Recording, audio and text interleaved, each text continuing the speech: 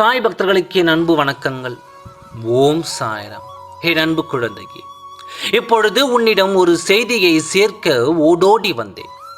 என்ன செய்தி என்று கேட்டால் நீ மிகவும் சந்தோஷப்படுவாய். உன் துணையின் இல்லத்தில் நடந்து கொண்டிருக்கும் பிரச்சனை பற்றித்தான் நான் கூறுகின்றேன். என்ன பிரச்சனை தெரியுமா?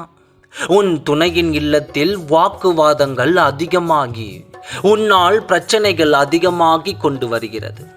என்ன சாயப்பா சொல்கிறீர்கள் என்று கேட்கிறாயா? சொல்கின்றேன், கேள். நீ எத்தனை நாட்களாக கனவு கண்டு கொண்டு இருந்தாய்? என் துணை எனக்காக பேச மாட்டாரா, என்னுடன் வந்து வாழ மாட்டாரா என்று எத்தனை நாட்கள் நீ என்னிடம் கண்ணீர் வடித்து கேட்டிருக்கிறாய். இன்று அது நடந்துவிட்டது. உன் துணையின் இல்லத்தில் பேச்சுகள் அதிகமாகி வாக்குவாதங்கள் முற்றி போய்விட்டது. அந்த நேரத்தில் உன் துணை உனக்காக பேசி உன் மீது அன்பு கொண்டு, என் துணையிடம்தான் நான் வாழ்வேன், என் துணையை யாரும் எந்த குறையும் சொல்லக்கூடாது, இது என் வாழ்க்கை, நான் என் துணையோடு தான் என் வாழ்க்கையை தொடர்வேன் என்று உறுதியான முடிவை கொடுத்து விட்டார்.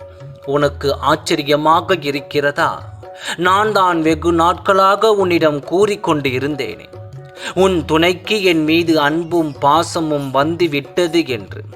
உன் துணையின் இல்லத்தில் இருப்பவர்கள் உன் மீது குறை கூறி நீ வாழ தெரியாதவள், அவருடன் வாழ்வது வீண் என்று உன்னை புறம் பேசிக் கொண்டு இருக்கும் அந்த தருணத்தில் உன் துணை உனக்காக பேசி உன்னோடு தான் என் வாழ்க்கை தொடரப்போகிறது என்று ஆணித்தரமான பதிலை இன்று அவர் கூறிவிட்டார்.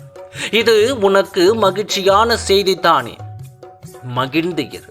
இனி நடப்பது எல்லாம் ஒவ்வொரு செய்தியும் உனக்கு மகிழ்ச்சியான செய்தியாகத்தான் வந்து கொண்டிருக்கும். தேவையில்லாத பிரச்சனைகளை நினைத்து வாடிக்கொண்டு இருக்காதே.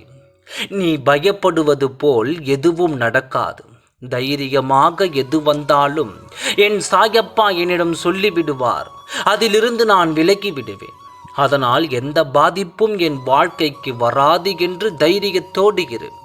இன்று உனக்காக தன் இல்லத்தில் வாக்குவாதமாக பேசி இன்று உன்னை உயர்த்தி இருக்கிறார். அங்கு இனி எதுவும் பேச அவர்களுக்கு வாய்ப்பு இல்லை.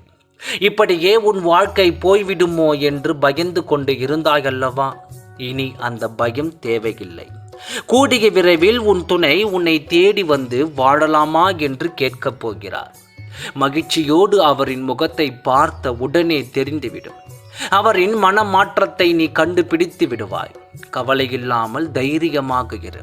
நடப்பவையெல்லாம் நன்மைக்காகவே. ஓம் சாய்ராம். நன்றி, வணக்கம்.